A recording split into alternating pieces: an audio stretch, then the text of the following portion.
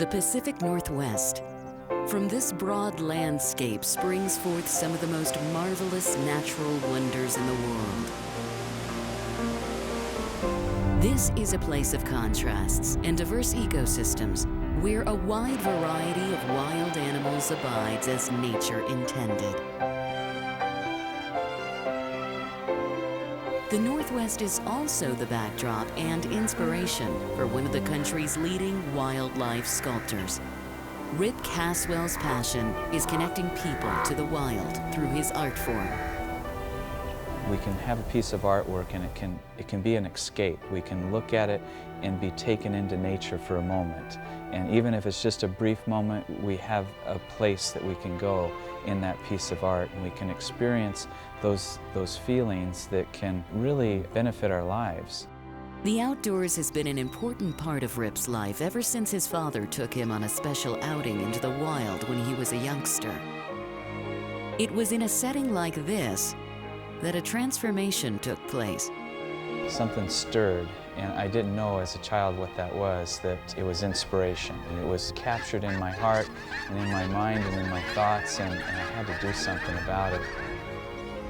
His compulsion to create would eventually lead Caswell to success in the field of taxidermy. But that didn't satisfy the inner voice that kept urging him to take his artistic skills to another level. So in 1992, Caswell became a fine art bronze sculptor, and he hasn't looked back. I remember when I first got my hands on clay and that tactile feeling of impressing in emotions, releasing from my fingers into the soft, malleable clay. There was energy released somehow that transferred back to me.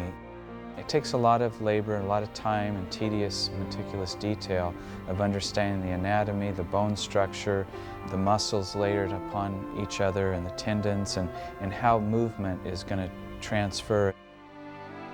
That attention to detail has transferred to over 200 pieces and counting of both contemporary and realistic sculptures.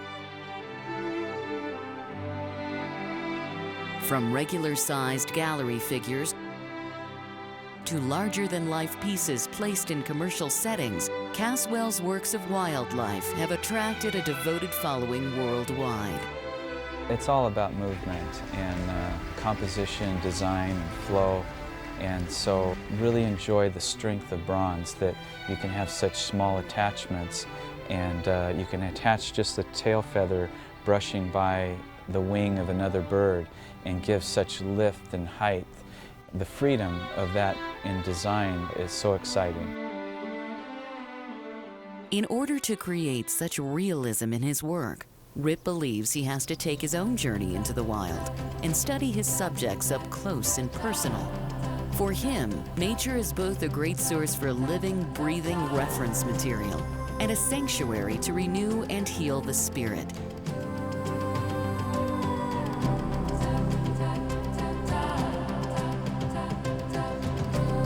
And I think that's the thing I love so much about being in nature, is all of a sudden this animal steps out into a clearing and they're unaware that you're even there, and to sit there and be a part of their world for a moment. I just want to bring that back home so that people that don't get to go to those places can experience what it is that I saw and felt. Caswell's encounters in the wild translate to true-to-life representations of an individual wild animal that provide the beholder with a better understanding of and an appreciation for a wildlife species and the world it lives in. Well, I think, there's certain animals that just lend themselves to sculpture. There is just nothing more beautiful than a majestic bull elk standing there, proud and regal. An eagle, of course, their strength and power. I just love birds. I guess maybe it's their freedom, the ability to fly. Caswell feels that wildlife art should go beyond gallery settings to give it more exposure to the general public. That's why he places some of his finest work and larger-than-life pieces at places like the High Desert Museum near Bend, Oregon. It's this up-close and personal experience that does open the eyes, and you have to open the eyes before the minds open up. And then as people's minds open up, so does their spirit, and as you say. In order to take the animals he fashions from concept to completion, Rip devotes hundreds of hours sculpting and resculpting and giving meticulous attention to every last detail.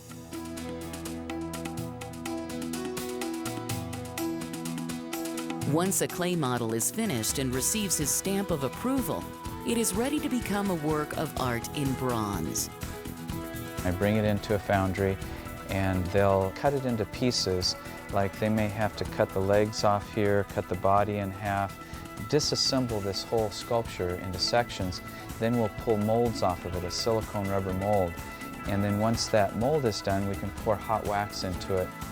When it cools, we demold it and we have an identical pattern. And then that is dipped inside of a ceramic slurry. They roll it around in the slurry, completely coat it.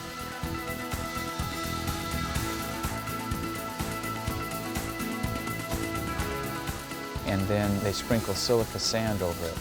And they do that for about 2 weeks until it builds up a thick rock shell. Once the shell is finished, they fire it, all the wax melts out, then we heat bronze at 2,000 degrees and pour into that ceramic shell. And when it cools, they break the shell off.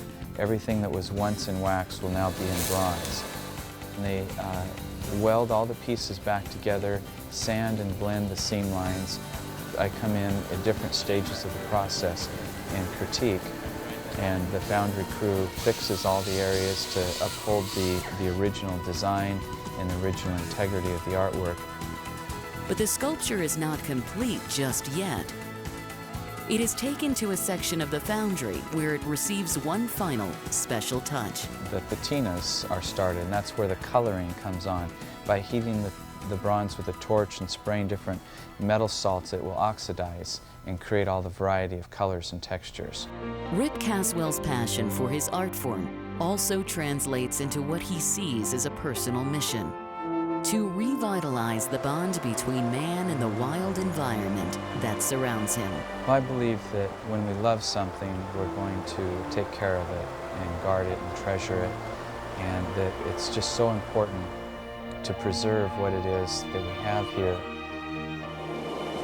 And I want so badly for my children and my grandchildren to experience what it is that I've experienced. So if I can bring a bit of that to people and they can understand an animal and they can fall in love with them, maybe it'll inspire them to go out and see it for themselves and experience what it is that I've found to be so life-giving.